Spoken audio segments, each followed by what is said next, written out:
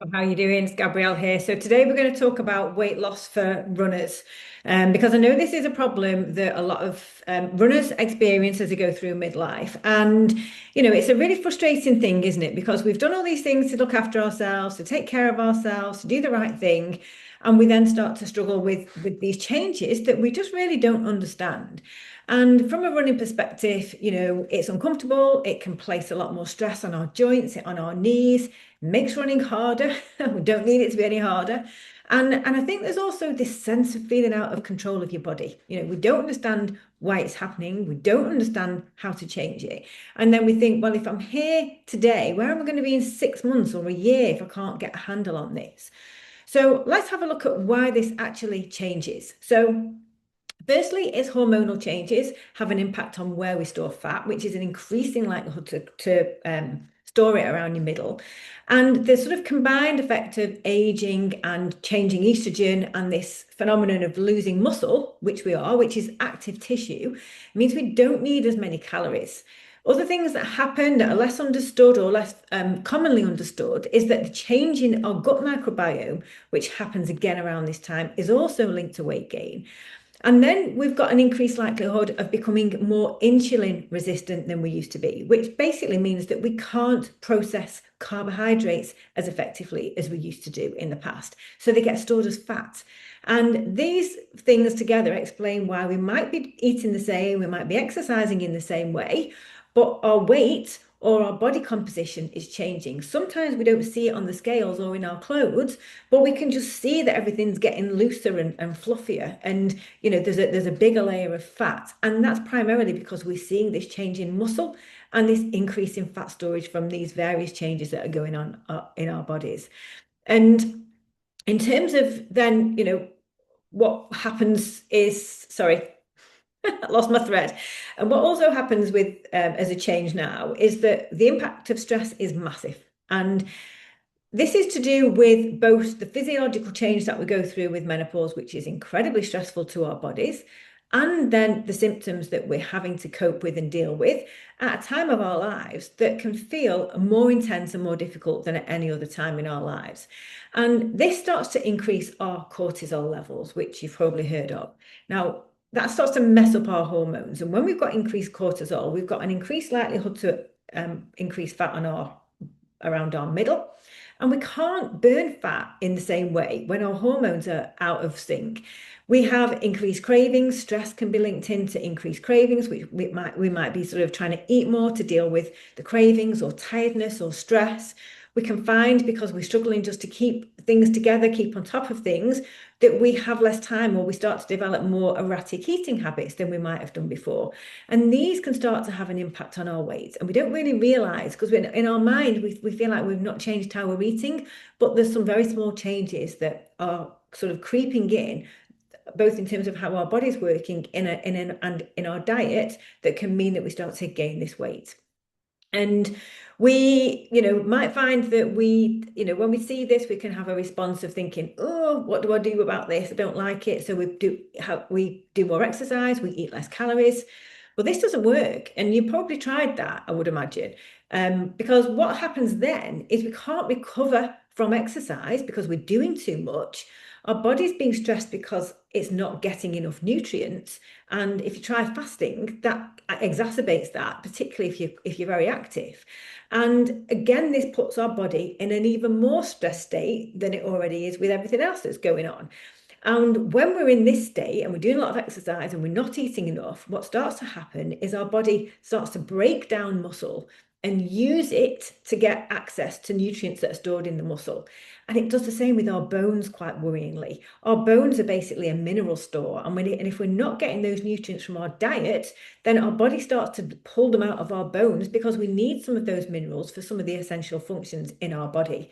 And because we're then now operating in this sort of emergency survival mode, we hang on to fat because our priority starts to be our survival, and we need fat for survival because it thinks we're going into some catastrophic situation where there'll be no food. we're in the opposite, in a catastrophic situation where there's more food than we can ever imagine.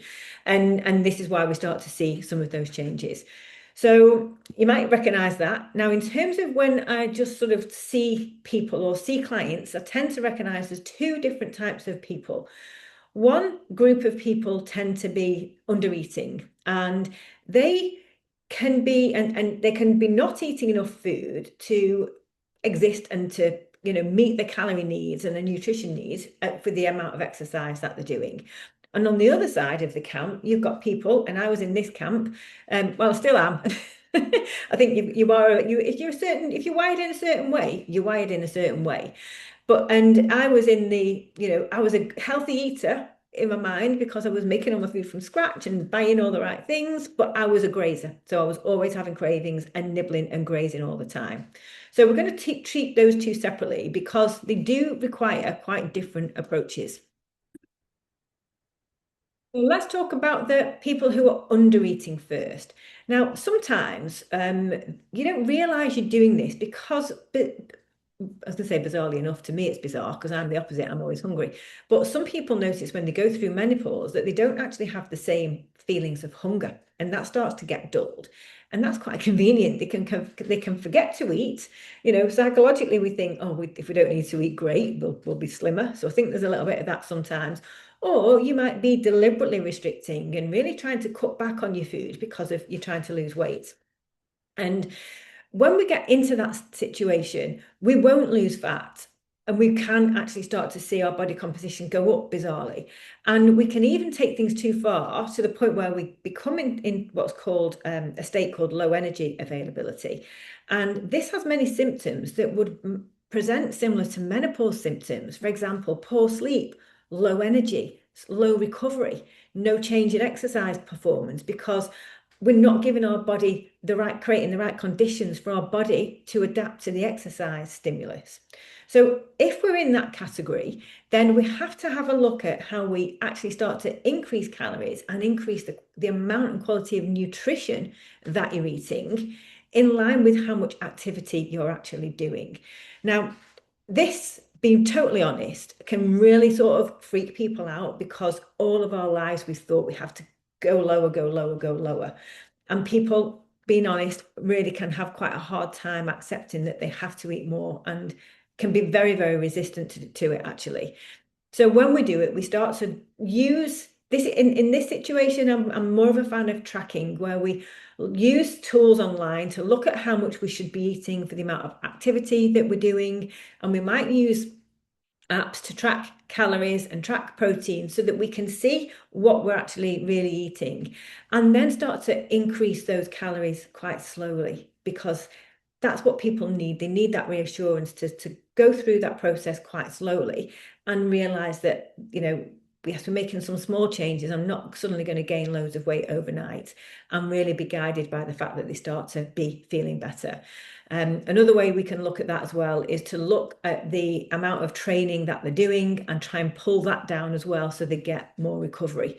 And we're starting to find this slightly better balance between what's going in and what's going out by more nutrition, a little bit more recovery time, and that can then start to be enough to kickstart that weight loss process as well. So from a healthy eater, stroke grazer type pattern, well, if you're the sort of person who finds that they might be able to go quite a long time without food. So in the morning, you might not wake up hungry, or you might not have time, and you don't eat much during the day, but then mid-afternoon, you just like climbing the walls. And once you start, you just can't stop. That's quite a common pattern. So in this situation, what we want to be doing is stabilizing appetite to reduce cravings. And that means going on to 3 meals a day, looking at higher protein filling meals. This is how we stabilize appetite. And it's really important for these types of people to enjoy the food. So we have to say, okay, let's go through a process where we find food that you enjoy, figure out which meals leave you feeling really full and really satisfied. And that's a little discovery process to find out what works for you. For me, I have yogurt and fruit and nuts every morning, and that absolutely does me till lunchtime. then there'll be people who say, "Oh, I'm starving when I have that," and they want something else, or they don't enjoy yogurt. They just can't quite stomach that in the morning. So we find what works for you, and there's always something. But then we get these nice 3 meals a day in, and that can make a huge difference in stabilizing your appetite, stabilizing your energy, and just killing off those cravings really quickly. And in this situation, calorie counting is quite often not needed. Some people still want to do it. I tend to prefer not to in most cases, or at least try without anyway. Just because if you find this system that works for you without having to count calories, it can be so simple. I haven't met a single person who wants to count calories for their life. So I think if we're trying to make changes to how you eat that are sustainable forever, then let's find a way that you can stick with forever. Okay. So just to give you a little bit of context about my backstory is that I've been a personal trainer now for 6 years, and I've had a lot of experience in then helping pretty much exclusively midlife women lose weight. I wrote a book based on my experiences of not just knowing less about hormonally what's changing, but also just understanding how our lives change and the influences that we as women sort of have to put up with that can really have an impact on what we eat and how we eat. And that was based on my own experience and also the experience of working with my clients who, I got to know very well. And I started to piece together why they found it so hard to lose weight. My story was very much about being someone who just had no off switch, just always hungry. And I would say that goes before menopause as well. And I probably always had a bit of a difficult relationship with food just because I found it quite hard to control my appetite. But that was how I started to get interested in nutrition, and then brought that into part of my training when I qualified as a PT. And when I managed to sort of have that under control by learning about nutrition when I was a bit younger, but then when I got into menopause, cravings went through the roof. And I generally always have eaten healthy and liked healthy food, so it wasn't that I was some junk food addict. That wasn't the case. I ate healthily, but my stress and anxiety were triggers very much. And also, if I don't eat enough protein, I noticed that as an immediate trigger. So I had a period of time when I was younger where I was a vegetarian, and that just really did not work for me because I was trying to exist on vegetables and pasta, and I would be literally going through my house looking through cupboards from when I finished my dinner to when I went to bed, trying to find something that would fill that hole there that just never seemed to fill up, even though my belly was massive by the time I went to bed. So, when you are like a stress and an anxiety eater and then working from home, which I do and did, it's very easy just to keep grazing. And if you're the person who spends most time in the kitchen preparing meals for other people, which I was, you've just got access to food all the time.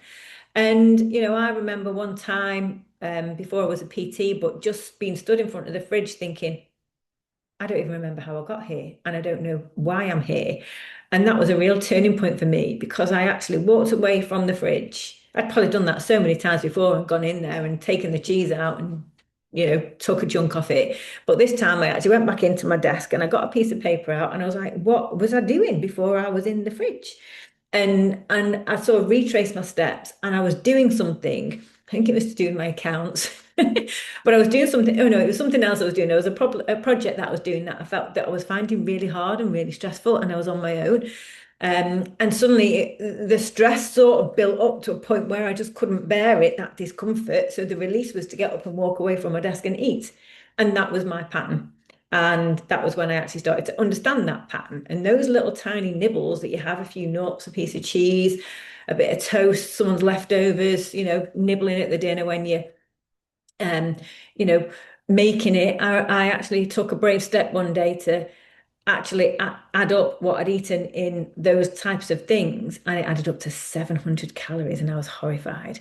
And it just showed me how much those little things that you keep having, that you kid yourself, or it's just a few, really, really added up. And I gained 22 pounds during menopause from having a pretty stable weight for most of my life, up and down a bit. And how I did that was going back to the process I've said here, which was 3 meals a day, cutting down, right down on snacking and having high protein, a lot of veg, moderate carbs. I don't think you need to be, unless you've got an allergy, I think you can just eat everything. I spent years trying to do keto and stuff like that. And at the end of the day, I just thought, I want to eat bread. I want to have some pasta now and again. I want to have rice. So now I have all of those things, but in moderation. And having these three big meals a day keeps me really full. And I eat at very specific times of the day as well, which might sound a bit bonkers, but I find it just really helps to stabilize my appetite, stabilizes my energy, and it just works really well for me. And what is important as part of that, it's not necessarily just the diet that's important, as in what you eat. And people tend to really fixate on that as if there's something they should be eating or there's something they should be cutting out that is the reason why they're not losing weight. But it actually comes down to being organized, planning your meals, shopping, getting into a good routine, learning what your triggers are. And, for me, I know that if I try and skip meals and wait till I'm hungry, it just doesn't work. It's better for me just to eat on a schedule and then I don't have to think about that. And I had to do some work on identifying my triggers, breaking my grazing habits. But the bottom line is I've just had to accept how I'm wired. And I think that's really important because then if you think, okay, this is how I am, I'm very happy to talk about it candidly to anyone who will listen. Then that makes it easier for me to say, okay, I'm not bad or lazy or greedy or any of those things that I used to call myself. This is just how I am. If I'm stressed, I'll eat something. I'm in the house on my own. No one sees. It doesn't matter. I'll get away with it forever. But I don't want to. So if I'm going to be under this sort of types of pressure, what can I do to mitigate that and to think about it from a strategic point of view? How do I manage that so it doesn't happen? Um, and I'm not perfect and I don't do it right all the time. And that doesn't matter either because it's just more about thinking, okay, yeah, yesterday was a bit rubbish. I didn't have a good sleep. I was really stressed. I'd run out of food, so I didn't know what to eat. And I know that's a perfect storm for me. And I'll just be in the cupboard trying to find something. And that can trigger cravings. But then the next morning, it's just like, oh, it doesn't matter. Well, it's one of them things and carry on. And that makes a big difference. So hopefully that gives you an idea about how the ways you can change your diet depending on which category that you fall into. And it's really important to sort of think about this from a exercise point of view, that it's not the exercise that's going to burn the calories, it's the food that's going to make a difference to your body composition. Building muscle is critical. That's going to have an impact on your body composition. And if you are in a weight loss phase, it's really highly recommended now for women in our age group that we strength train at the same time. Otherwise, you are just going to lose fat and muscle as you diet because that's what happens. You'll always lose a little bit of muscle when you're dieting, but the idea of having high protein and doing strength training at the same time is known to minimize that. So we're losing a greater percentage of fat. And that's what we want if we want to see that body composition change and protect our muscles, protect our bones. It's also helpful to not be training for a really long distance event and be putting in a lot of miles at the end of your training program. Um, that can be very difficult to lose weight then because you need too many calories to support the activity that you're doing. So it's much better to look at doing diet in an off season or at a base. When you're building up your aerobic base far out from an event and think about that as a weight loss period and a strength building period and trying to lose some weight at that stage before your training becomes too involved and too intense and too many miles. If you're training with shorter distances and looking at higher intensity type activity, like doing sprint interval training, either cross training it, so you're using a bike. I'm looking at my bike here, or doing hill sprints, etc. Again, not too much because we don't want too much stress, but that can be a very helpful addition as well to help you change your metabolism so that you start to lose some weight and get better at burning fuel, and that can have a really powerful effect on your body composition as well. So I hope that's given you some good pointers on what you can do. Now, obviously, I'm a coach. I'm just going to tell you because you may be thinking, how do I, if I work with people, what do I do? How do I help them? Well, basically, I don't have a one size fits all plan. I'll work with someone to give them a personalized plan based on how they're eating now, because nobody wants to change their whole diet. You've got other people to cook for, you've got things that you like, things that you don't want to eat. And it's really about saying, starting where you are and looking at how we actually tweak those meals to make them, more filling, to have higher protein, to have slightly lower carbs, and just to get you planning and being more organized around your meals so that you are eating the right amount at the right time throughout the day and making it really easy and automatic.